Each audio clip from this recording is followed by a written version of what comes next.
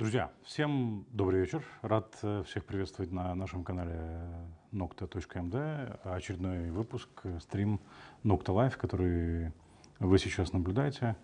Благодарю всех, кто присоединился к нам в это время, в пятничный вечер, в 19:00, для того, чтобы послушать очередную порцию комментариев, которые мы подготовили с нашей командой новостного портала Nokta. За пультом у нас Данил Колпакчи продюсирует передачу Анна Дмитриева.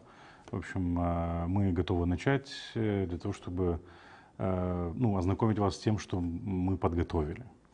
Перед тем, как начать, я, как обычно, по традиции призываю всех поставить лайки. Можете поставить жирный лайк, но не жирный лайк от того, что, может быть, вы, не знаю, там, пьете пиво, едите, не знаю, там, копченку, нет, но жирный лайк в смысле такой цифровой лайк в YouTube и в Facebook для того, чтобы, в основном в YouTube, потому что мы сейчас транслируемся только в YouTube, для того, чтобы нас стало как можно больше, чтобы как можно больше людей увидели это видео, потому что, как вы знаете, тренды YouTube работают так. Чем больше людей лайкают, тем больше YouTube рекомендует это видео.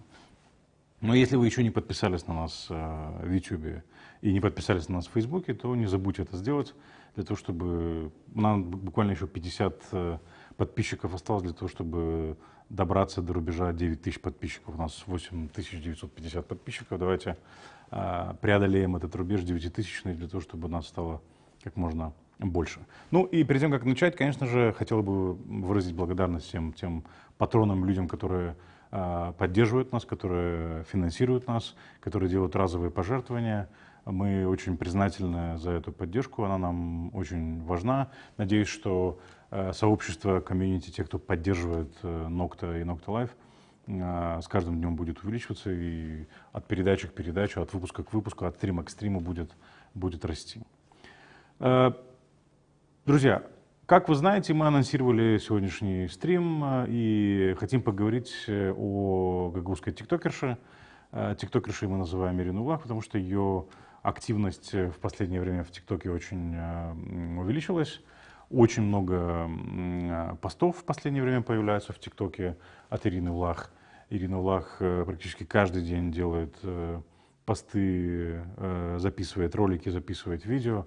Как она это записывает, мы скажем чуть позже, относительно в контексте прозрачности и в контексте претензий к национальной власти по поводу того, что центральная власть тратит очень много денег, или президент тратит очень много денег на содержание офиса президентуры. В общем, мы, конечно, не будем обращать внимание на актерские способности Ирины Влах, мы сосредоточимся на содержании ее тиктоков. Надо сказать, что ее тиктоки набирают, не знаю, популярность, они растут, и, к сожалению, вместе с ними увеличивается количество людей, которые слушают ту дезинформацию, которую Ирина Влах распространяет через свой тикток. Мы выбрали 3 последних видео, которые были опубликованы. Не самые, одно из них буквально последнее видео, ПАС уйдет, это нарезка интервью с ГРТ, но вот 3 видео: ПАС Прия Контрол онлайн, там ПАС Пришеденцени Коста Прямолт, и по поводу ее комментарий по поводу того, что Молдова вооружается, да, о концепте нейтралитета и чрезмерного вооружения Республики Молдова. Она выражает свою озабоченность, беспокойство и, естественно, огромное количество критики. С нашей точки зрения, там содержится большое количество дезинформации, и обращается она к электорату, который хочет слышать, что в стране очень плохо, и виноватым в этом, безусловно, только ПАС и только Майя Санду. Мы постараемся сопоставить это с реальностью, насколько это вообще соответствует реальности, то, что заявляет Ирина Влах. Еще раз повторюсь, мы не будем оценивать актерские способности Ирины Влах, даже не будем оценивать ее способность читать выразительно на румынском языке, хотя по-румынски она читает выразительно. Мы так понимаем, что готовится текст. В общем, эту часть мы оценивать не будем. Мы сосредоточимся только на содержании. Итак, давайте посмотрим первый отрывочек видео по поводу того, что якобы ПАС забирает контроль над пространством онлайн. Давайте посмотрим первый отрывок, и я вернусь к комментариям. Хотя я никуда După не ce уходить не буду, Comisia я pentru буду... Situații Excepționale a retras licențele de emisie pentru cele 6 posturi de televiziune, pentru așa zisa propagandă prin tăcere, vine rândul și cenzurii online. Deputații din fracțiunea PAS, după cum deja au declarat în spațiul public, perfecționează un sistem de cenzură pe internet. Ну, я никуда уходить не буду, да, то есть в то время как и коллеги будут давать видео с Ириной Влах, я буду оставаться на экране, да. Ну, в общем, о чем идет речь? Ну, как бы, о каком заявлении говорит Влах? А может быть, вот этом вот недавно, 21 декабря 2022 года, депутат от партии ПАС Адриан Кептанару сделал заявление следующего характера в эфире канала ТВ-8. Да? Мы в команде обсуждаем новое законодательство по борьбе с онлайн-пропагандой. Онлайн-дезинформацией — это вещь достаточно инновационная. Есть несколько стран в Европейском Союзе, которые имеют такое законодательство. Мы новаторы в этой области. Это непросто. Мы обсуждаем, как это должно происходить, как не преувеличивать, в смысле с ограничениями, да? Как не ставить замок на свободу слова в интернете, ну то есть как бы не ограничивать свободу слова в интернете. Но мы понимаем, что нужны регламенты и санкции за дезинформацию. Еще раз напомню, это заявил депутат от партии ПАС Адриан Кептанару в эфире ТВ-8 еще 21 декабря 2022 года. Но на это ли заявление реагирует Влах, и Влах ли реагирует на это заявление? Потому что буквально на днях на сайте Министерства иностранных дел Российской Федерации 20 января появилось заявление Марии Захаровой, да, о том, что комментарий официального представителя МИД России Марии Захаровой в связи с решением молдавских властей заблокировать доступ в Молдове, естественно, да, потому что это такой имперский сленг Молдавия на Украине, Молдавия, это все в стиле имперских заявлений России, да, то есть риторика и терминология, скажем так. В Молдове к 2 русскоязычным новостным порталам. Вот недавно были заблокированы 2 новостных портала, один из них Блокнот МД, если я не ошибаюсь, и второй, по-моему, Я Дейли, если я не ошибаюсь, да, были заблокированы. И вот Мария Захарова вышла с этим заявлением. Чуть раньше она сделала заявление по поводу того, что вот как бы в Молдове ограничивают доступ русскоязычных изданий, представляющих там, не знаю, интересы Российской Федерации или вещающих на русском языке. Вот якобы издания на украинском языке не блокируются. Ну, во-первых, Украина не собирается завоевывать Республику Молдова или ее оккупировать. Более того, Республика Молдова, вернее, Российская Федерация уже де-факто оккупировала Республику Молдова, разместив или не выведя остатки 14-й армии или те самые ОГРВ, ограниченный контингент российских войск, с территории Приднестровья. Поэтому как бы и Российская Федерация не отрицает того факта, что как бы она собирается оккупировать Республику Молдова. Об этом свидетельствует и заявления российских генералов, об этом свидетельствует и заявления официальных лиц Российской Федерации. Там, не знаю, может быть не самого высокого уровня, но такого среднего уровня или низкого уровня депутатов Российской Государственной Думы, которые не отрицают, что как бы следующая цель, в случае, если бы у них все получилось в Украине, слава богу, у них не получилось в Украине, да, то следующая цель была бы Республика Молдова.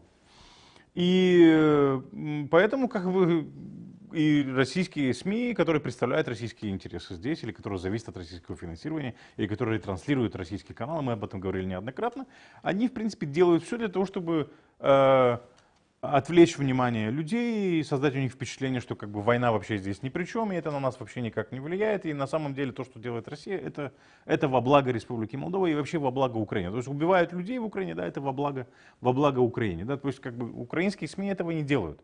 Украинские СМИ не подрывают независимость и суверенитет Республики Молдова, поэтому, очевидно, их никто не блокирует. А вот российские СМИ, в том числе и онлайн-СМИ, они блокируют, они подрывают независимость, суверенитет и социальное единство, тот хрупкий мир, который существует в Республике Молдова между общинами, они подрывают, поэтому, естественно, их нужно блокировать. Понимаете? И вот Ирина Влах заговорила об этом тогда, когда об этом заговорила Мария Захарова, ну или накануне того, как об этом заявила Мария Захарова. Теперь, почему нужно вводить ответственность за дезинформацию? Ну, эту ответственность, безусловно, нужно вводить и как минимум, то есть однозначно ее нужно вводить в отношении телевидения, которое использует национальное достояние как лицензии, которые выдает Координационный совет. Раньше назывался Координационный совет, сейчас Координационный совет по телевидению и радио, да? И это национальное достояние, эти лицензии, частоты — это национальное достояние, доступ в кабельные сети — это национальное достояние. То есть та лицензия, которую выдает Координационный совет по телевидению и радио, которая дает возможность доступа к информационному пространству через кабельные сети, цифровое телевидение, через частоты, это все национальное достояние, но не должно отдаваться в руки людям, которые используют эту лицензию для того, чтобы подрывать независимость, суверенитет и территориальную целостность Республики Молдова. И Ирине Влахли это не знать. Поэтому, безусловно, необходимо вводить ответственность. Безусловно, я согласен с тем, что нужно делать все очень осторожно для того, чтобы не ограничивать свободу слова. При этом нужно соблюдать баланс между национальными интересами, безопасностью этой страны и свободой слова. Но свобода слова не означает вседозволенность. Свобода слова не означает, что каждый может говорить все, что угодно. Каждый может делать заявления, которые ведут к подрыву независимости, территориальной целостности и безопасности этой страны, и безопасности каждого гражданина в отдельности.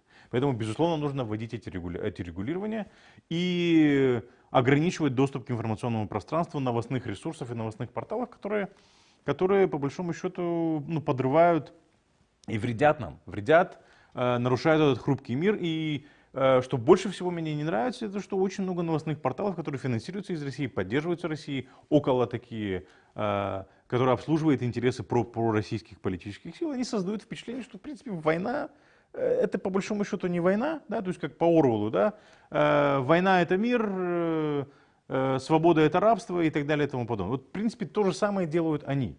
И то же самое через свои ролики пытается нам доказать и объяснить Ирина Влах. Дальше мы это увидим. Безусловно, нужно вводить ответственность за такие вещи. И политики, которые позволяют себе делать такие вещи, они должны нести за это ответственность. В том числе и такие политики, как Ирина Влах. В том числе и новостные ресурсы, которые контролируют Ирину Влах. Мы же помним, как Гагаузинфо, ее новостной портал, попадал в хроники Стоп-Фалса, проекта наших коллег из Ассоциации независимой прессы, где их подлавливали на несколько раз и огромное количество раз на том, что они просто-напросто дезинформируют. Да? То есть они вводят в заблуждение читателей и нагнетают, играют на их чувствах, да? Используют те самые клише и нагнетают обстановку на юге Республики Молдова, настраивая их против этнических молдаван и настраивая их против властей Республики Молдова. Чего только стоит заявление, вернее, материал, который опубликовал Гагаузинфо, вот он у нас на экране, относительно заявлений Анатола Шалару, бывшего министра обороны Республики Молдова, где они приписали Анатолу Шалару слова, которые Анатол Шалару не произносил. Анатол Шалару не говорил. Более того, из этого раздули целый скандал в Народном собрании и устроили там обсуждение целый час о том, чего наш Шалару по большому счету не заявлял. А ему приписали заявление о том, что Гагаузов не исключает выселение гагаузов из Республики Молдова. Шалару таких заявлений не делал в эфире той передачи на ТВР. Это ли не дезинформация? Нужно с таким бороться? Конечно, нужно.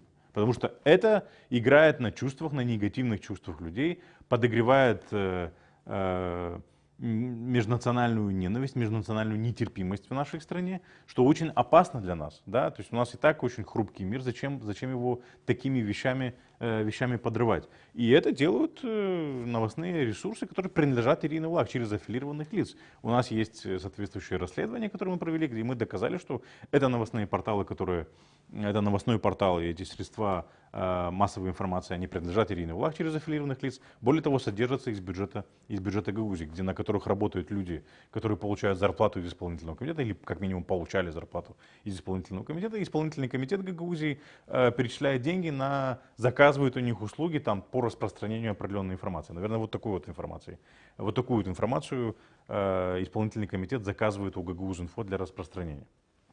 Итак, давайте. Очевидно, что да, то есть нужно вводить ответственность. Но делать это, безусловно, нужно осторожно, но это нужно делать, каким-то образом обезопасивать или сделать так, чтобы информационное пространство Республики Молдова было более безопасным, и такие элементы не подрывали, еще раз повторюсь, тот хрупкий мир, который существует в нашем обществе.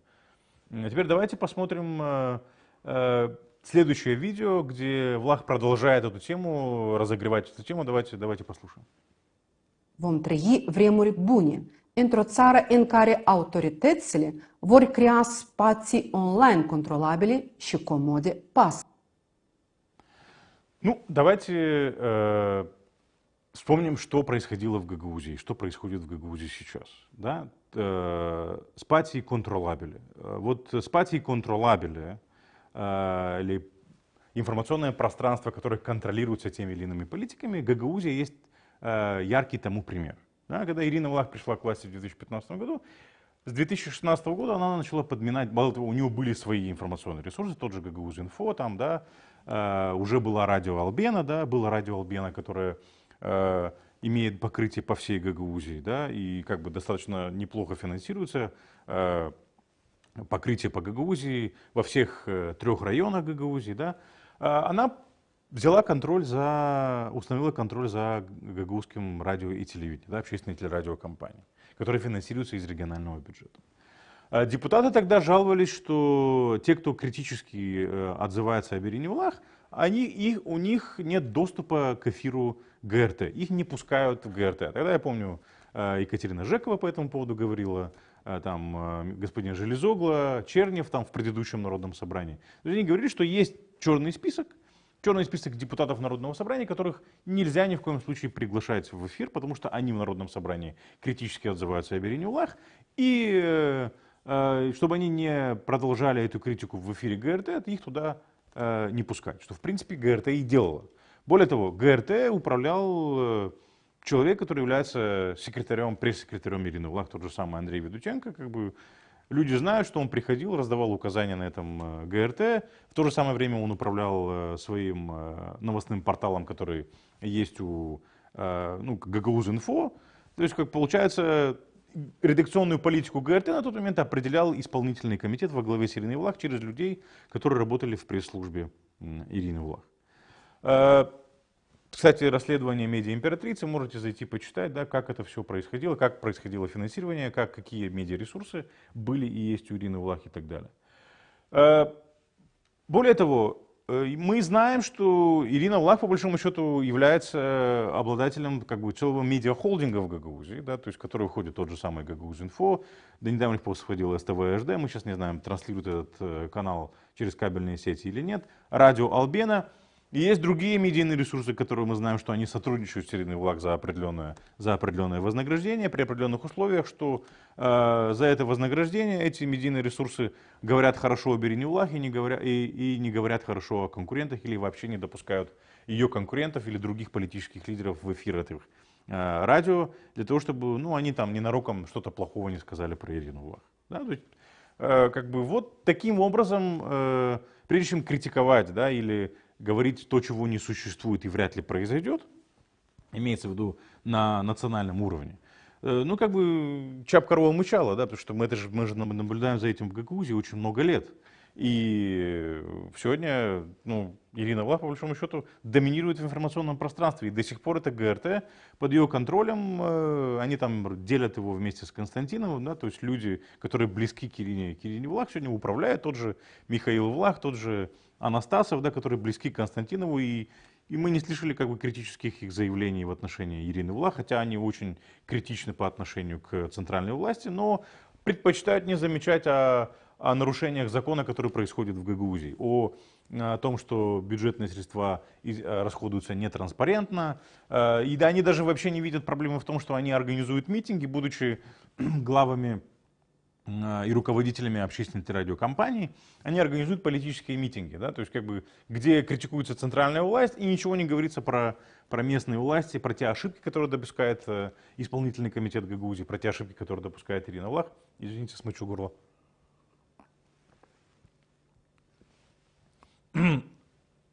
Кто контролирует информационное пространство? Ирина Влах контролирует информационное пространство Гагаузии.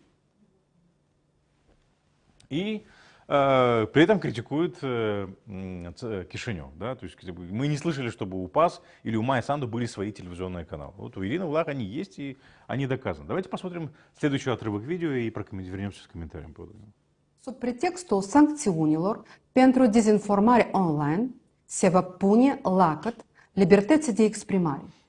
O navigare confidențială sub protectoratul SIS va bloca informații și opinii care nu sunt pe placul guvernului PAS și a doamnei Sandu.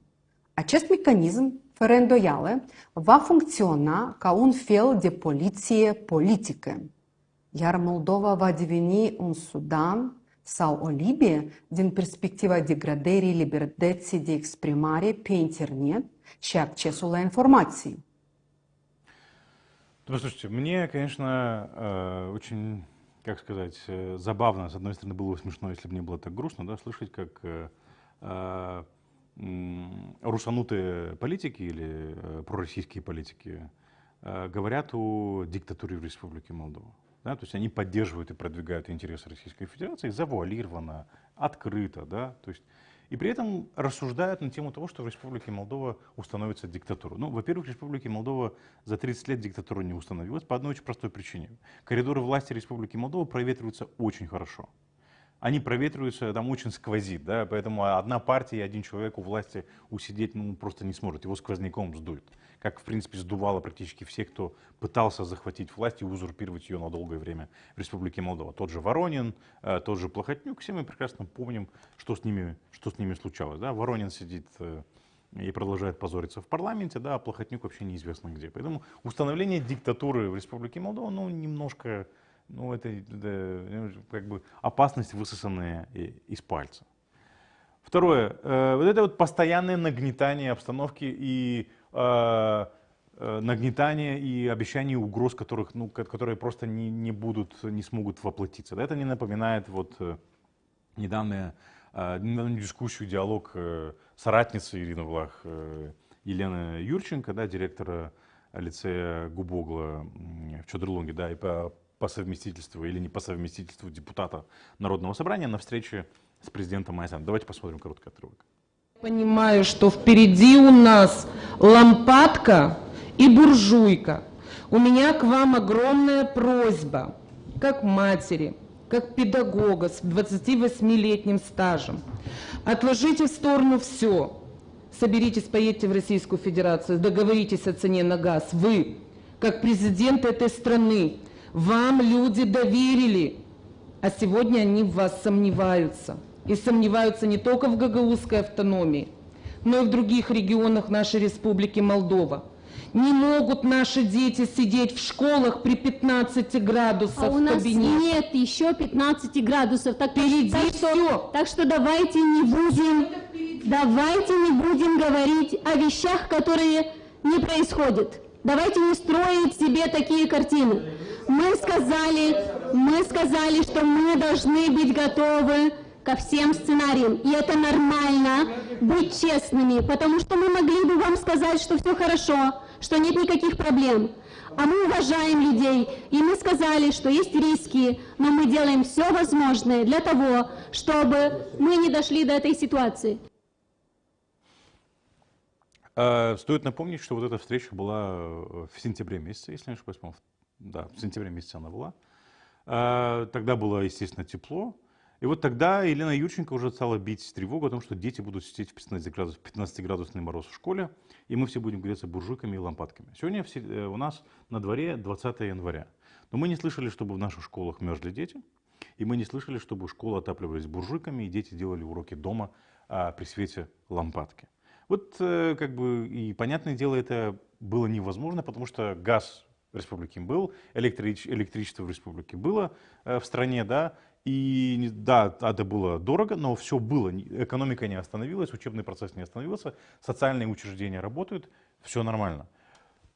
Но как нагнетали? Мы будем сидеть с лампадками, все, катастрофа, мы умираем, мы сдохнем, и с нами вообще все плохо, и ничего хорошего нас не ждет. Вот примерно то же самое в этом видео пытается донести до населения. Все, катастрофа, диктатура, отбирают последнюю свободу слова и так далее. Вот у меня вопрос, если резюмировать вот этот вот ролик Ирины Влах, у меня просто вопрос к Ирине Влах. Если бы Ирина Влах была, скажем, не башканом Гагаузии, а, например, там, не знаю, губернатором какой-то республики в Российской Федерации или какой-то области Российской Федерации. И вот она вышла бы и вот так вот записывала бы постоянно ролики о том, что Владимир Путин плохой, о том, что там диктатура, хотя там на самом деле диктатура, да, о том, что там все плохо. Вот мне просто интересно, где бы оказалась после этого Ирина Влах, и в каком месте у нее была бы швабра, а в каком месте у нее был бы паяльник. Да? Потому что мы знаем, что случается с людьми, которые выходят и критикуют власть. И у них и паяльники в одном месте, и швабры у них в одном месте, все в порядке. Да?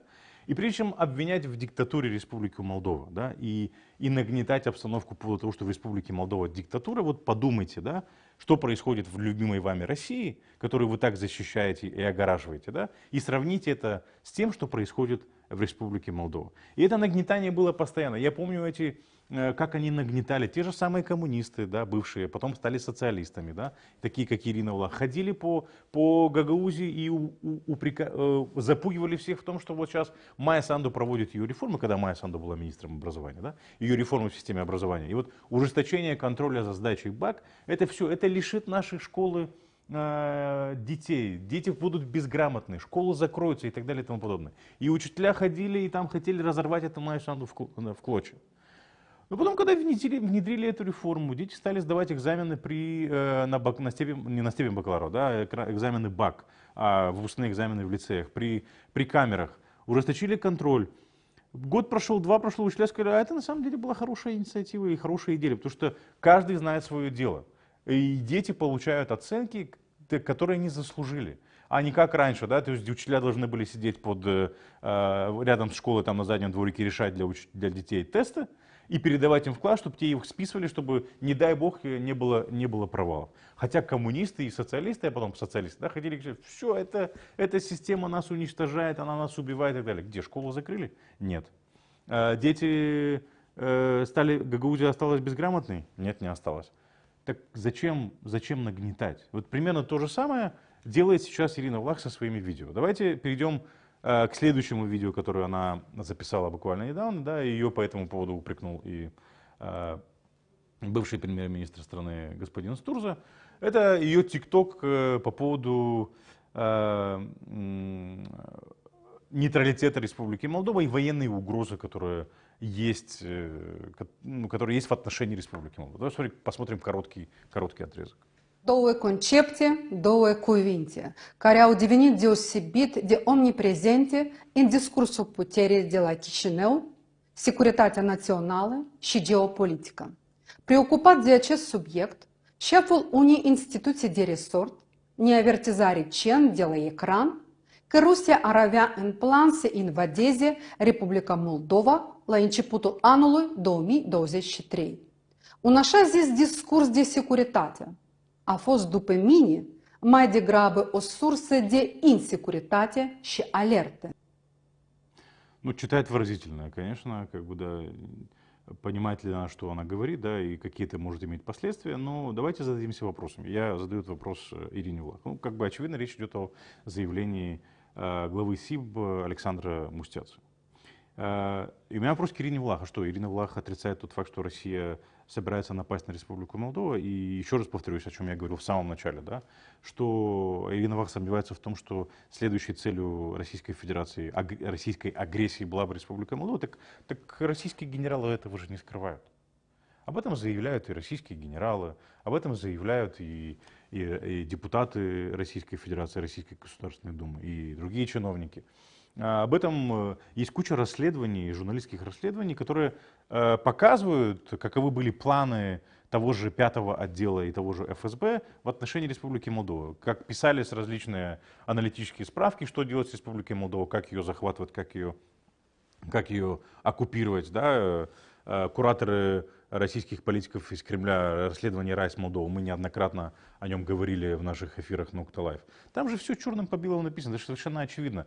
И западные разведки, зарубежные разведки говорят то же самое, да, что следующая цель, не легитимная, да, цель, а цель российской агрессии, которая сегодня преступна, она бы, это Республика Молдова, в случае, если у них получилось бы в Украине, в случае, если бы им удалось там оккупировать или захватить Киев за 3 дня. Слава богу, не получилось, и очевидно, что уже не получится, да, и Украина вернет свои земли, деоккупирует свои территории.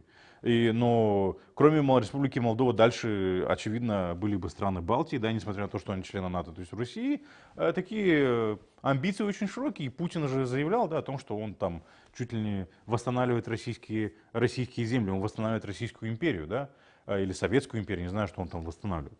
И Ирина Влах что, в этом сомневается? Ирина Влах не понимает, что Республика Молдова тоже является частью или целью для российской агрессии. Это же совершенно очевидно. И в отношении Байдена тоже, над Байденом тоже подшучивали, президентом США Джозефом Байденом, о том, что когда он говорил, что Россия готова напасть, и Россия собирается нападать. Та же Захарова, Лавров, еще так Захарова очень, и тот же Песков, да, Захарова так саркастично вот в очередном своем выступлении. Вот я так задержался, потому что проверял, нападем, не нападем, оказалось, что не нападаем. Ну, в конечном итоге-то напали, да, 24 февраля. И собирались дойти до границы с Приднестровьем, пройдя через Одессу. Слава богу, Одессу не прошли, десант не высадился, но если бы у них удалось это сделать, не дай бог, то они бы оказались уже здесь, и они бы сменили власть. Ирина Влах это отрицает, Ирина Влах с этим не согласна, или она пытается усыпить нашу всю бдительность и объяснить, опять же, это тот же дискурс, да, то есть, что не обращайте внимания, как бы войны нету, и нас это вообще никак не касается. Давайте посмотрим дальше. Она как бы для того, чтобы оправдать, что вот якобы с ее точки зрения, по ее словам, Александр Мустяц говорит там неправду, да, она приплела еще и Iohannis. Давайте посмотрим. În consecință, și președintele României, domnul Iohannis, s-a văzut nevoit să stingă focul provocat de neprofesionalismul înaltului funcționar de la Chișinău. Ну, это, понимаете, если бы господин Iohannis не был уверен в том, что Россия не собирается оккупировать Республику Молдову, Румыния не оказывала ту самую военную помощь и поддержку Украине, которую сегодня оказывает Румыния. Да? Iohannis был в Киеве, он посетил и Бучу, он видел все те преступления, которые совершала российская армия под Киевом.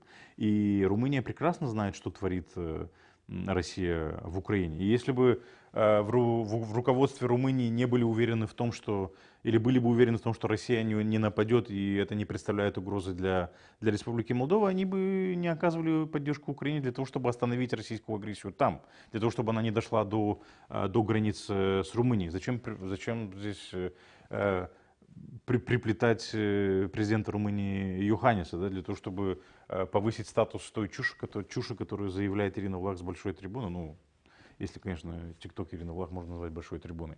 Давайте посмотрим дальше.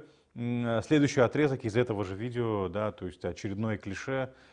Посмотрим и обсудим его. Prin rațiunea unor actori politici ne comportăm de parcă am fi incluși în liga marilor jucători geopolitici. Но это же самое настоящее клише российской пропаганды в отношении Республики Молдова. Типа, знайте свое место, и геополитикой в данном случае выдается даже то, что Республика Молдова собирается, она занимается своими собственными интересами, да, то есть укреплением своей обороноспособности. Она думает и заявляет о том, что Россия собирается на нас напасть и так далее. Потому что российская пропаганда все это время продвигала такой нарратив. Да? В случае, если власти Республики Молдова занимаются, не знаю, там, европейской интеграцией и, грубо говоря, не лижут задницу российским руководителям и не клянутся в верности России, значит, они предатели. И предатели не с точки зрения России, а с точки зрения Республики Молдова. Потому что в истинных интересах, с точки зрения российской пропаганды, в истинных интересах Республики Молдова это быть только с Россией, дружить только с Россией и клясться в верности только России. И все остальное, если Республика Молдова занимается своими собственными интересами и участвует в интеграционных процессах, помимо СНГ, помимо тех, которыми управляет Российская Федерация, значит, это геополитика. Занимайтесь геополитикой, ваше место сидеть и не думать о вашей безопасности, и не думать о вашем благополучии. Вот это точка зрения России, это имперская, безусловно, точка зрения, и эту точку зрения продвигают пророссийские политики в Республике Молдова. И у меня вопрос к Ирине Влах. А где здесь геополитика. Когда Майя Санду или руководство Республики Молдова занималось геополитикой? Когда в Давосе Майя Санду призвала мир поддержать Украину, для того, чтобы Украина могла защитить себя, так это же естественно, потому что если Украина защитит себя, тогда у Республики Молдова ничего не угрожает. И это не геополитика, это представление и продвижение интересов Республики Молдова. Это же очевидно. И где Майя Санду занималась политикой? Санду что, собирается занимать место Эрдогана? А Санду что, вышла с заявлением и предложила, там, не знаю, урегулировать конфликт между Россией и Украиной? Этого же не было. То есть человек занимается своим делом, да, то есть и руководство Республики Молдова занимается своим делом, продвигает и думает об интересах Республики Молдова, в том числе и об интересах, связанных с безопасностью. Поэтому вот это вот чистое клише российской пропаганды, которая транслирует Ирина Влах. Вам не нужно думать о вашей безопасности, это не ваше дело, мы лучше знаем, Россия лучше знает, в чем безопасность и в чем интересы Республики Молдова. Я это интерпретирую только так. Давайте посмотрим другой отрывок видео, еще один отрывок и прокомментируем его dальше. Dar pentru a ne impune interesele în câmpul geopolitic, având pe teritoriul țării un produs de tipul conflictelor înghețate, trebuie să alegem o strategie cu perspectivă politico-diplomatică, dar nu una conflictuală, așa cum ne sugerează unii deputați din fracțiunea PAS. Давайте сначала уточним, этот Приднестровский конфликт — это замороженный конфликт или Приднестровье — это оккупированная территория? Приднестровье — это оккупированная территория, и это признано на международном уровне. Это официальная позиция Республики Молдова, потому что на территории Приднестровья находится, левобережье Днестра, находятся российские оккупационные войска, те самые УГРВ. Они не имеют права там находиться, нет ни одного соглашения между Республикой Молдова и Российской Федерацией, которое давало бы право этим войскам находиться на территории Республики Молдова, то есть на левобережье. Соответственно, это оккупация. Это никакой не замороженный конфликт. И конфликт был не между Тирасполем и Кишиневым, конфликт был между Кишиневым и Москвой на территории Приднестровья. И договор о прекращении огня, подписанный между Снегуром и Ельцем, он подписан между Москвой и Кишиневым. Соответственно, это был конфликт между Кишиневым и Москвой. И никакой это не замороженный конфликт. Это оккупированная территория, которую оккупировала на сегодняшний день Россия. Это международно признанный факт. Поэтому зачем кидать эти угрозы? Зачем угрожать размораживанием конфликта? А что, если мы будем... Зачем диктовать Республике Молдова, что делать? Республика Молдова должна забыть о своих интересах и не заниматься своими интересами, в том числе и своей безопасностью, и позволять гагаузить таким, как Ирина Влах, и людям, которые представляют оккупационные власти в Приднестровье, диктовать Республике Молдова условия, что они могут делать, что они не могут делать, укреплять им свою безопасность, не укреплять им свою армию, не укреплять.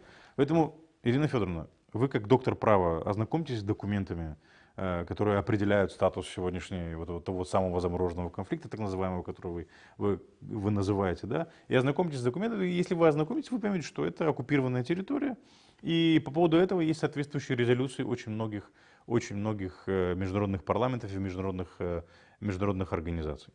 Давайте посмотрим следующий отрывок, где Ирина Влах высказывается по поводу тех самых пираний, да, то есть бронетранспортеров пираний. Marți, la 10 ianuarie, un lot de blindate, Piranha, oferit de Guvernul Republicii Federale Germane, a ajuns în dotarea Armatei Naționale, care desigur are nevoie de modernizare. Dar am dori totuși să știm de la Comandantul Suprem al Forțelor Armate, care ne-a promis că va fi președinta transparenței. Sunt acestea pentru consolidarea statutului de neutralitate al Republicii Moldova? Sau neutralitatea constituțională este o povară geopolitică? Ну вот, нейтралитет. Ну слушайте, достали вы с этим нейтралитетом. Сколько можно уже носиться, как списанные торбы с этим нейтралитетом? Понятно же, что этот нейтралитет не работает. Он не работает, потому что он не признан международно. Если вы хотите, чтобы этот нейтралитет работал, вы и люди, которых вы представляете в Гагаузии, имеется в виду партия социалистов или та же Москва, должны были добиваться этого нейтралитета для Республики Молдова на международном уровне. То есть соответствующие резолюции Генеральной Ассамблеи Организации Объединенных Наций. Потому что страны, которые обладают действительно нейтралитетом, у них есть соответствующая бумажка. Да? Это международно признанный нейтралитет, который принят в ООН. Тот же Туркменистан, та же Швейцария, да, согласно каких-то международных документов. А наш нейтралитет Республики Молдова, это как, еще раз повторюсь, как независимость Приднестровья, понимаете? Объявили, но никто не признал. Вот и с Приднестровской независимостью тоже самое, они там что-то там себе объявили, но никто не признает их независимость. И с нашим нейтралитетом примерно то же самое. Мы объявили, что мы нейтральное государство, но это никто не признает. И самое главное, это не признает Российская Федерация, чьи интересы, очевидно, представляет Ирина Влах. Да? То есть Российская Федерация это не признает наш нейтралитет. Если она признает наш нейтралитет, так пусть выведет свои войска с территории Республики Молдова. Какое мы нейтральное государство, если часть нашей территории оккупирована? Нейтральное государство, значит, не только мы заявляем, но и что и те, кто требует от нас быть нейтральными, должны признавать этот нейтралитет.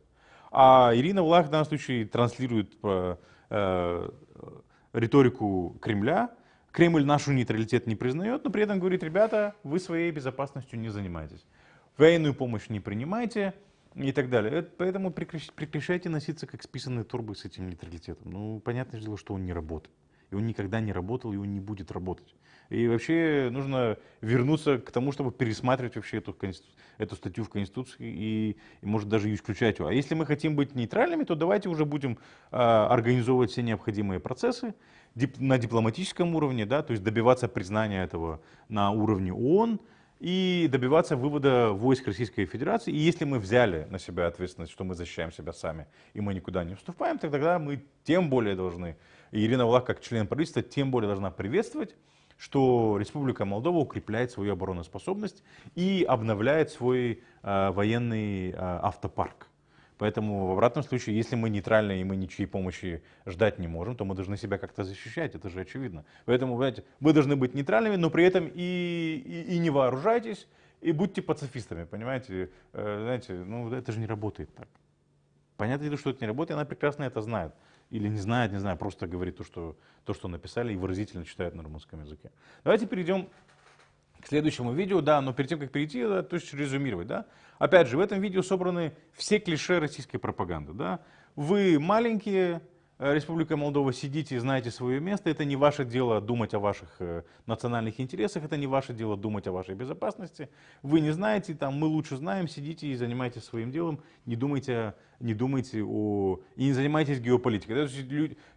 Если вы занимаетесь своими интересами, значит вы занимаетесь геополитикой. Этим не надо заниматься, это не ваше дело, сидите там и вы должны только знать одно, да, приезжать как Дадон в Кремль раз в неделю, да, фотографироваться с Путиным, это единственное, что должны делать руководители Республики Молдова. А все остальное это не ваше дело. Вот это месседж, подтекст, который несет это видео Ирины Влах. И еще раз повторюсь, оно транслирует клише, которые транслирует российская пропаганда уже на протяжении 30 лет. И вместе с российской пропагандой транслируют говорящие головы российской пропаганды, такие как Ирина Влах в Республике Молдова. Давайте посмотрим следующее видео, да, уже по поводу того, что с таким громким названием «Președinție ne costă prea mult». Да, то есть давайте посмотрим. Причем здесь обратите внимание на выразительность чтения Ирины Влах. Președinție ne costă prea scump. Acesta era, în 2020, unul din mesajele electorale ale doamnei Maia Sandu atunci când era doar concurent electoral. Primul lucru pe care o să-l fac la președinție, o să reduc bugetul președinției. Probabil că ați văzut, colegii mei din Parlament au calculat, noi cu dumneavoastră cheltuim 100.000 de lei pe zi pentru întreținerea lui Igor Dodon. Puterea pe care o transmite poporul actorilor politici însă nu doar legitimează, dar uneori și corupe. Poftele aparatului prezidențial ale doamnei președinte au continuat să crească în acești 2 ani de mandat exponențial. În 2020, aparatul instituției prezidențiale a avut nevoie de 30.762.000 de lei. Începând cu 2021, când în Palatul Prezidențial a intrat doamna Sandu, Cheltuielile au început să crească ca pentru o personalitate regală, 31 milioane 900 de mii de lei. Și iată că în bugetul republican, pentru 2023, pentru cheltuielile instituției prezidențiale sunt prevăzute 40 de milioane 442 de mii de lei. Ощущение-то какое выразительное, понимаете, вот прям вот тренировалась, видно, что тренировалась и готовилась. Ну, давайте вспомним, что говорили о Ирине Влах буквально еще в предыдущем созыве Народного собрания. О том, что штаты раздуты, о том, что огромное количество денег уходит на содержание исполнительного комитета Ирины Влах. Были даже предложения сократить средства на содержание штатов в исполнительном комитете, на что Ирина Влах, естественно, ответила отказом, потому что нужно же трудоустраивать своих сторонников. Да? Ей предложили, как бы, давайте сократим. Это было как раз в контексте обсуждение о том, как помочь гражданам, да, и социально уязвимым слоям населения справиться с энергетическим кризисом. Вот правительство выделяет деньги на компенсации, давайте мы в Гагаузии тоже что-то предложим людям, да, там не по 175 или 200 лей в месяц на человека социально уязвимого или на пенсионера, да, а что-то более существенное, да, то есть как бы Тарнавский Александр, да, заместитель председателя Народного собрания, предлагал выделить на это, ну, порядка 60 миллионов лей, для того, чтобы эти компенсации были такими ощутимыми и существенными. На что, естественно, Ирина Влах отказала. По этому же поводу был бюджетный кризис в Гагаузии в 2022 году. Народное собрание в одностороннем порядке, ну, опять же, нарушив процедуру, но я так понимаю, хотели там как лучше, получилось как всегда, а может не хотели, поэтому и нарушили процедуру, да? Но суть была в том, что они сократили сначала деньги на содержание исполнительного комитета с целью перенаправить их на другие статьи. Ирина Влах протестовала закон о бюджете, который с ее точки зрения был принят в нарушении процедур, а на самом деле потому что сокращались деньги, а протестовала его и на основании того, что были нарушены процедуры, выиграл этот суд. И в конечном итоге Гагаузия осталась без бюджета до фактически ноября месяца, или октября месяца, я уже не помню, этого года. Только лишь потому, что Ирина Влах не хотела сокращать. И давайте посмотрим на цифры. Да? То есть на содержание исполнительного комитета в проекте бюджета на 2023 год запланировано 10 миллионов 883 тысячи леев. Это 2023 год. На президентуру, как по словам Ирины Влах, выделено 40 миллионов леев. Как бы в Гагаузии 138, или, ну, окей, не 100, 150 тысяч жителей, согласно последней статистике, да, последней переписи. А в Республике Молдова проживает 2,5 миллиона. Ну, то есть сопоставьте теперь, да, то есть как бы больше, чем в 10 раз население Республики Молдова в целом, да, больше, чем как бы отдельно взятое население АТО Гагаузия. А расходов, ну, всего лишь навсего в 4 раза больше на содержание президентуры, чем на содержание исполнительного комитета Ирины Влах. И вопрос, как бы на душу населения, по-моему, мы считали, могу сейчас ошибиться, но, по-моему, цифра выходила 20 лей на одного человека, на одного гражданина в Республике Молдова. Содержание президентуры обходится. А содержание исполнительного комитета Ирины Влах, это только исполнительного комитета, потому что у управления исполнительного комитета есть как бы свои отдельные бюджеты, то есть помимо этих 10 миллионов.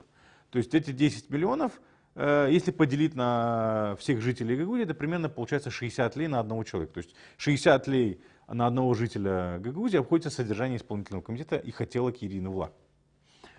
И 20 лей обходится содержание президентуры. И, понятное дело, увеличение содержания президентуры, потому что как бы изменилась ситуация в экономике. Увеличились заработные платы, увеличились расходы на энергетические ресурсы, отопление, электричество и так далее.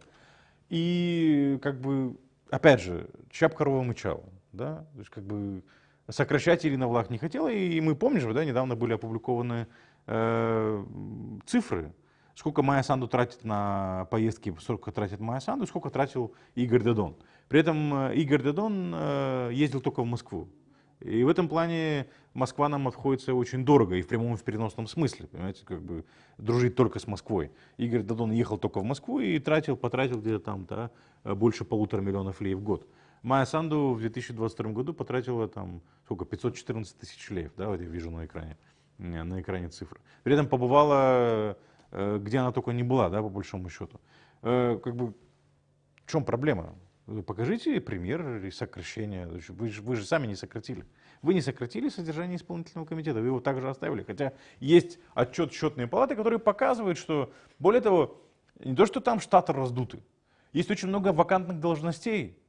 И эти вакантные должности не замещаются по той простой причине, что деньги, которые закладываются на оплату труда на эти вакантные должности, они потом распределяются между теми сотрудниками, которые фактически работают в этих управлениях в исполнительном комитете. Они идут в виде там премий, каких-то надбавок и так далее. То есть они умышленно, очевидно, это делают. Они не замещают вакантные должности для того, чтобы между собой там на премии и на надбавки пилить эти деньги, которые остаются не израсходованными на заработные платы тех вакантных мест.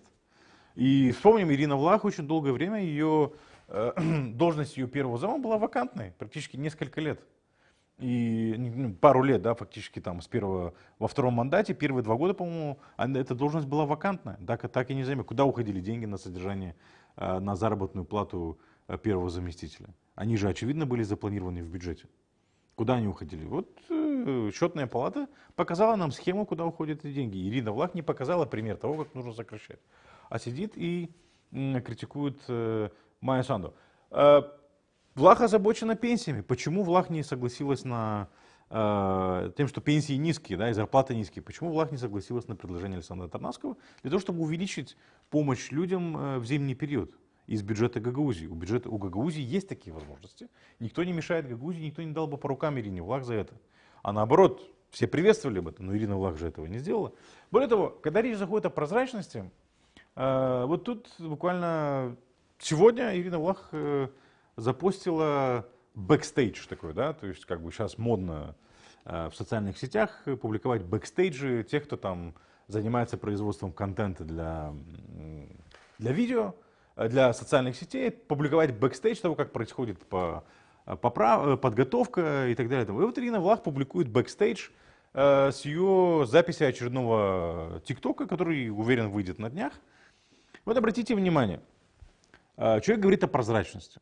Человек упрекает Майю Санду в том, что она обещала быть человеком прозрачным, да, и якобы со слов Ирины Влах она не сдерживает свои обещания. И как бы очень много тратит и так далее. Вот обратите внимание на ситуацию. Ирина Влах записывает ТикТок, который не имеет никакого отношения к Гагаузии, который не имеет никакого отношения к ее функциональным обязанностям как Башкана, который является очевидной частью ее предвыборной кампании, которая уже запущена. И мы неоднократно об этом говорили. Да? Она это делает у себя в кабинете Башкана, в рабочее время. Кабинет был отремонтирован на деньги европейских партнеров. 1 200 000 лей потратил Европейский Союз на ремонт вот этого кабинета. Ее обслуживают сотрудники исполнительного комитета. Вот там за камерой стоит то ли Григорий, то ли Георгий Яланжи. Ну, в общем, Яланжи, да, вот этот парень, да. Он является пресс-секретарем Ирины Влах, работает он работает в управлении, в исполнительном комитете, да, и он занимается в рабочее время, занимается тем, что он помогает Ирине Влах записывать ТикТок, который, еще раз повторюсь, не имеет никакого отношения к деятельности исполнительного комитета и к деятельности Ирины Влах как Башкана Гагаузии. Это очевидно избирательная кампания. И где здесь прозрачность? Это нарушение законодательства. Жители Гагаузии, налогоплательщики Гагаузии покупают в рабочее время Ирины Влах не для того, чтобы она занималась своим пиаром, не для того, чтобы она занималась своей избирательной кампанией. Более того, это нечестно по отношению к другим политическим игрокам. Очевидно же, Ирина Влах стремится в национальную политику и уже запустила свой национальный проект. У других политических партий нет такой возможности. Ну, допустим, тот же Штефан Глигарш с его партией «Перемен». Да? То есть у него что, есть кабинет, отремонтированный на деньги Европейского Союза, который он может использовать в качестве студии для записывания ТикТоков, да, и у него нету в распоряжении сотрудников, которые оплачивались бы из бюджета страны. А у Ирины Влах есть. И Ирина Влах не стесняется их использовать в целях своего пиара, в целях своей избирательной кампании. Так вот, прежде чем говорить о прозрачности, так посмотрели бы, что вы делаете сами. Это же очевидно нарушение законодательства, это нарушение правил ведения политической борьбы. Хотите заниматься своей избирательной кампанией, заявление на стол, покидайте свою должность башкана, открывайте свой влог и занимайтесь чем хотите. А так и помещение исполнительного комитета используйте, которое отремонтировали за деньги европейских доноров, да, Европейского Союза в частности, используют рабочее время, получают зарплату из бюджета Гагаузии, но не используют его для решения проблем Гагаузии, используют его для своей политической кампании. И привлекают сотрудников, которые также получают заработную плату из бюджета Гагаузии, для того, чтобы они помогали ей писать эти самые политические ролики фактически ее предвыборной кампании. Вот как бы, что ты на это скажешь? Да? Попробуйте в Гагаузии кому-то сказать, что вот как бы Ирина Влах делает что-то не так. Уже, понимаете, в социальных сетях у меня под постами там идет дискуссия. Недавно, если коллеги найдут я сейчас буквально отправлю эту картинку. Я отправлю эту картинку коллеге в Телеграм, да, о том, какая дискуссия у меня идет под этим самым в Фейсбуке, где я обращаю внимание на то, что выборы будут перенесены, или один из пользователей обращает внимание на то, что выборы будут перенесены, и один из, очевидно, сторонников Ирины Влах, который, как бы, не знаю, по своей инициативе это делает или по просьбе Ирины Влах за определенную мотивацию, да, пишут, что тебе эти выборы перенесут, не перенесут. Потому что все говорят о том, что выборы Башкана скоро перенесут. Что вы переживаете по поводу того, что выборы перенесут? Вон, типа, кишиневские власти, как он там пишет.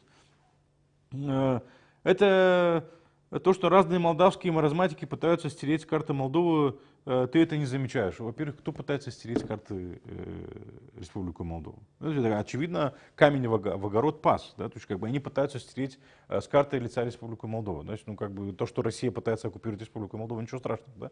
И Ирина Влах представляет интересы Российской Федерации в данном случае. И попробуй только скажи, что вот, понимаете, за бюджетные средства занимается не тем, чем нужно, потому что ни один этот ролик не имеет отношения к проблемам Гагаузии. Он имеет отношение к предвыборной кампании Ирины Влах. И это нечестно, это неправильно, это нарушение законодательства. Все скажут, да что вы, угроза, Республику Молдова хотят там стереть с лица земли, Майя Санду там пытается нас продать в Европу, понимаете. А то, что тут выборы нарушают законодательство, нас держат за идиотов, понимаете, уже там 300 раз унизили достоинство этой Гагаузии. Просто, извините за выражение, нас как бы держат за идиотов, понимаете, всех здесь. Вот такими вот выходками, понимаете, используя бюджетные средства. И никто же ничего и не говорит. Народное собрание набрало в рот воды, не знаю, там засунули головы в песок, там друг другу, там, не знаю, куда-то друг другу засунули эти головы, не знаю. Сидят, молчат, как будто ничего не происходит, понимаете. И создают впечатление, что вот это не проблема вообще, как бы то, что выборы не будут, демократические процессы нарушаются, деньги расходуются не по назначению. Вот проблема то, что вот там Кишинев, Майя Санду там заявляют, непонятно что заявляют с их точки, хотя все в рамках закона, все в рамках интересов Республики Молдова. Нет, вот это проблема, да, проблема то, чего на самом деле нет и быть не может. Но они нагнетают, как обычно, да, что все плохо, все нехорошо. И это работает, к сожалению. Да, посмотрите на количество просмотров. Ирина Влах оседлала, понимаете, правила драматургии. Ее влог это, понимаете, работает по правилам драматургии. Она выбрала себе врага. Выбрала себе врага в качестве врага ПАС, выбрала себе в качестве врага Майю Санду, и каждый день ее атакуют. И обвиняют во всяких небылицах, то, что есть и чего нет. В основном в том, чего на самом деле нет. И огромное количество, в этой стране есть огромное количество людей, которые хотят слышать такие заявления, хотят слышать, что в стране все очень плохо. Хотят слышать, что все идет не туда. И что во всем виновата Майя Санду, понимаете? И никто из этих сторонников Ирины Влах, на которых ориентирован вот этот вот контент, даже не пытаются проверить, понимаете, на самом ли деле то, что они заявляют, и то, что заявляет Ирина Влах, так ли это на самом деле. Они не пытаются проверить и понять, все ли так катастрофично, как описывает Ирина Влах. Так ли на самом деле ограничиваются свободы в Республике Молдова? И даже сравнить, не знаю, там ограничение, уровень свобод даже, не знаю, там, гражданских и экономических свобод, которые есть в Республике Молдова, с любимой ими Российской Федерации. Они же этого не делают. Они просто ждут контент, который вот транслирует Ирина Влах. И Ирина Влах, понимаете, ведет себя безответственно. Ведет себя безответственно, потому что нагнетает обстановку только ради того, чтобы просто прийти к власти или там, не знаю, получить какой-то процент голосов на парламентских выборах. И как вот с такой позиции вообще строить государство? Ну это же нереально. Понимаете, уже даже Рената Усатова подключили для того, чтобы запустить шарманку. Вчера он у Георгия Гонца был, о том, что вот если ПАС хочет перенести местные выборы, вообще никто об этом не говорит, никакой угрозы нету, как бы все идет по плану. А вот первым сигналом к тому, что выборы местные перенесут, будет перенос выборов Башкана. И якобы, если выборы Башкана перенесут, то это будет, за это будет нести ответственность ПАС. Как ПАС и руководство в Кишиневе, там премьер-министр, президент могут нести ответственность за перенос выборов в народ Башкана, если у ПАС нет ни одного депутата в Народном собрании. И это компетенция Народного собрания. И практически все в Гагаузии знают, кому выгоден перенос этих выборов. Этот перенос выборов выгоден Константинову и выгоден Ирине Влах. Я говорил об этом в своем предыдущем стриме. Посмотрите, не поленитесь, зайдите, как бы, если вы его еще не видели. Но уже начали запускать шарманку о том, что во всем виноват ПАС, и ПАС будет виновен в том, что вот выборы Башкана перенесут. И вот такие вот тролли про влаховские будут в интернете писать, что как бы, да что вам перенесли выборы, не перенесли. Вы посмотрите, вон в Кишиневе что творится. А то, что вот здесь вот нарушение, это даже не обращайте внимания, это на самом деле не проблема, проблема вон там вот, да, то есть смотрите туда. Не смотрите сюда, а смотрите вон туда, где проблем нет. А вот там, где есть проблемы, сюда не смотрите, здесь все нормально. Понимаете, это очень опасная риторика, к сожалению. И мы ее наблюдаем, более того, ее продвигает Ирина Влах, используя бюджетные средства, используя административные ресурсы и без тени смущения продвигает в данном случае интересы агрессора, интересы оккупанта. И опять же, еще раз повторюсь, делать это, используя бюджетные средства. Более того, используя средства европейских доноров, да, которые отремонтировали этот кабинет в ковидный год, в 2020 год, потратили на него 1 миллион 200 тысяч леев. И Ирина Влах сейчас его использует как студию для записи своих тиктоков, понимаете? Ну, нормально, да? Как бы отремонтированный кабинет за 1 200 000, как студия для тиктоков. Ну, это ж полный маразм, понимаете? И, к сожалению, это проходит. Это проходит в Гагаузии, где люди зашорены российской пропагандой, понимаете, для которых существует только Россия и больше ничего не существует. И они не хотят вмешиваться. Легче же, понимаете, смотреть, что говорит Путин, чем заниматься там порядком у себя дома, или там подмести у себя во дворе, или подмести за своей калиткой. А что? Потому что если начнешь копаться здесь, можешь получить, не знаю, там критику, там, не знаю, давление. А зачем давление? Лучше вот смотреть в рот Путину, понимаете, и позволять людям Путина в Гагаузии творить тот беспредел, который они творят. К сожалению, вот такая вот ситуация. Надеюсь, те, кто смотрят нас, те, кто, не знаю, верили до сих пор Ирине Влах, посмотрят это видео и убедятся в том, что как бы там верить практически нечему. Каждый тикток — это дезинформация, каждый тикток — это как бы фейк. И еще раз повторюсь, делать это за наши деньги, за деньги налогоплательщиков, без тени смущения. Друзья, как обычно, по традиции я отвечаю на вопросы. Вот здесь коллега скинула мне вопросы, которые, по ее мнению, самые интересные. Давайте начнем с первого. Да? Тут, коллеги, если там есть еще вопросы, отправьте их, пожалуйста, сюда. Фулгуца нас и в прошлый раз активно задавала вопросы, пользователи под именем Фулгуца. Приветствуем этого пользователя. Да? Вопрос. Михаил, вы смотрели интервью Дудя с Оскаром Кучера? Если да, то какое у вас впечатление? Знаете, нет, я не смотрел это интервью. Я вообще как бы в последнее время особо не смотрю российских, то, что там происходит в России. Понимаете, Я не хочу, чтобы мы оставались в этой парадигме и в информационном пространстве, которое толкает Россия. И по большому счету мне, ну, честно говоря, плевать, что там творится. Ну, Оскар Кучера, мне вообще не интересно, что этот Оскар Кучера говорит. Ну, как бы понятное дело, что он, если остался в стране, он там будет продвигать, и они там все зашорены. Ну да, я там слышал, что он сам себе противоречит, видел несколько нарезок, но интервью целиком не смотрел. Очень хорошо по этому поводу высказался Бабченко, да, Аркадий Бабченко, как бы бывший российский журналист, который в бегах. Он адресовал свой пост украинцам, да, потому что в Украине тоже очень много ажиотажа, что там все там смаковали и обсуждали, что говорит Оскар Кучера. Да кому вообще интересно, что говорит Оскар Кучера? Ну, с ними там все понятно, понимаете. Даже если они что-то понимают, они не признаются, что они понимают. Потому что они просто боятся идти против власти. И они не понимают, что Россия сегодня творит преступления.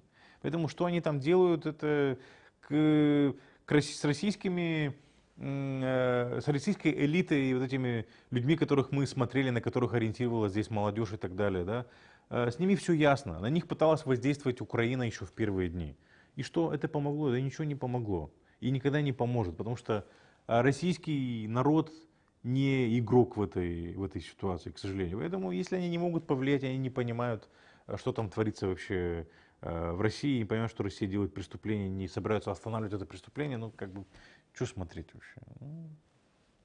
Ну и бог с ними.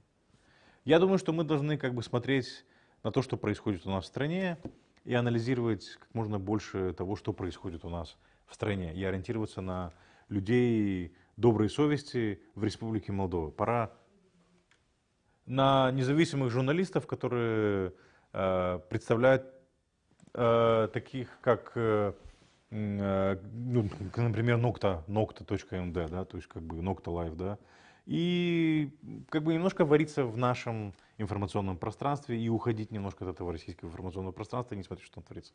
Как бы это мой призыв. Надеюсь, я ответил на ваш вопрос. Надеюсь, ну, я считаю важным это сказать, даже если, может, не то, что вы хотели услышать. Да? Надежда Р. спрашивает: Михаил, а в Молдове нет ответственности за разжигание межнациональной розни? Если нет, думаю, это 8-й пробел, это весомый пробел в законодательстве, особенно в такой маленькой и многонациональной стране, как Молдова. Ну, я сейчас не готов комментировать, там есть эта статья в Уголовном кодексе, могу ошибиться, потому что как бы не знаю наизусть Уголовный кодекс.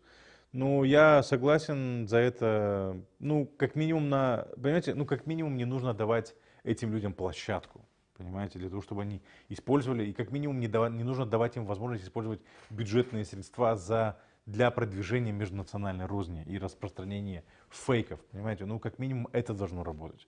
Нужно отбирать у них эту возможность, отбирать у них доступ к информационному пространству и, ну, как минимум не лишать их возможности использовать бюджетные средства. Мало того, что они используют российские средства незаконно, они еще и используют наши с вами средства для того, чтобы оболванивать нас же, да, и держать нас за идиотов. Ну, это вообще верх наглости. Ну, такое вообще, ну, я даже не знаю.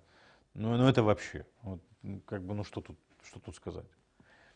Вот Эндорсер спрашивает, да, în română o să citesc: de ce găgăuzii turci nu vorbesc în limba lor maternă? De ce vorbesc în limba ocupanților, războinici, limba rusească, двойная S большое, да, ну, SS в данном случае, да, аналогия с SS.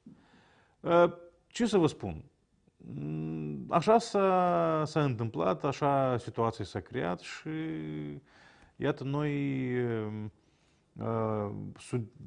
suntem martorii situației, pentru că statul Republica Moldova n-a făcut absolut nimic ca să schimbe această situație, ca copiii în școală să învețe limba română și să o vorbească foarte bine.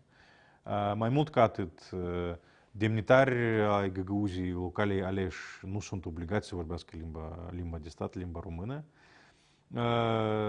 Copiii învață limba română de la grădiniță până la anul 12 la școală sau la liceu și nu vorbesc și eu nu înțeleg de ce. Și la fel și limba găgăuză, nici nu vorbesc și limba găgăuză. nici nu vorbesc limba de stat și Găgăuză se predă la școală, de la grădiniță până la clasa 12 la liceu și oamenii nu vorbesc, copiii nu vorbesc, pentru că nu este prioritate. Pentru că tot trăim în paradigma, în spațiul informațional rusesc, care este dictat de Federația Rusă și iată avem ce avem. Din păcate, această situație nu a fost luată serios, nu a fost luată în considerație, tot s-a lăsat așa cum este, se curgă cum curge și am ajuns unde am ajuns. Eu cred că mai departe autoritățile Republicii Moldova o să ia această situație în serios și o să rezolve, să o corecteze. Eu sper. Dar vom trăi și vom vedea. MT-009 спрашивает: Михаил, у вас в автономии работают из ЧНЯ ПЧ КОКС для проверки, как и куда тратятся бюджетные деньги? Ну, конечно, Гагаузия — это часть Республики Молдова, и правоохранительные органы Республики Молдова в том числе имеют офисы и представительства здесь, и ЧНЯ, и ПЧ КОКС.